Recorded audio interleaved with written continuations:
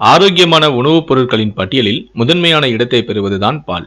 ஏனென்றால் பாலில் protein, calcium, vitamin D மற்றும் பல சத்துகள் வளமாக நிறைந்துள்ளது. எப்படி பால் ஆரோக்கியமானதோ அதே போலதான் தேனும். தேனிலும் நிறைய சத்துக்களும் அதனால் பல நன்மைகளும் கிடைக்கும். இந்த இரண்டு பொருட்களுமே உடல் ஆரோக்கியத்தை பேணி காப்பதில் சிறந்தது.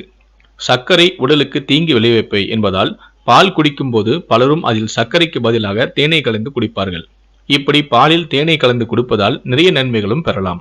அதிலும் ஆண்கள் இதை குடித்து வந்தால் இன்னும் சிறந்தது. காரணம், ஆய்வின் முடிவுப்படி 18 முதல் 50 வயதிற்குட்பட்ட ஆண்களுக்கு 10% பேர் குறைவான விந்தணுக்களை கொண்டுள்ளனர் என்றும் சமீபத்திய ஆய்வறிக்கையில் வெளிவந்துள்ளது. இப்படி குறைவான விந்தணுக்களை கொண்டவர்கள் அதன் உற்பத்தியை அதிகரிக்க பாலை குடித்து வருவது நல்ல வழி என்றும் மருத்துவர்கள் பரிந்துரைக்கிறார்கள். அதிலும் பாலுடன் தேன் சேர்ந்து குடிப்பது சிறந்த வழி என்றும் சொல்கிறார்கள். அதே போலதான் தூய்மையான தேனிலும் ஜிங்க், விட்டமின் இ போன்ற இனப்பெருக்க ஆரோக்கியத்திற்கு தேவையான சத்துக்களும் வளமாக நிறைந்துள்ளது.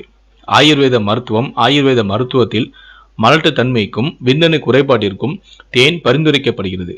அதே போலதான் பாலும் விந்தணுவின் உற்பத்தியை அதிகரிக்க உதவும் உணவுப் பொருட்களில் ஒன்று.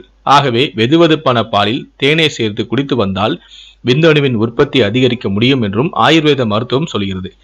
இந்த ஆரோக்கியமான பதிவு உங்களுக்கு பிடித்திருந்தால் இந்த வீடியோக்கு ஒரு லைக் கொடுங்க. மேலும் இது போல ஹெல்த் சம்பந்தமான பல விஷயங்களை நீங்க தெரிஞ்சுக்கணும் விரும்புனீங்கன்னா மறக்காம நீங்க சப்ஸ்கிரைப் பண்ணுங்க. கூடவே அந்த பெல் சிம்பலை மறக்காம கிளிக் பண்ணுங்க.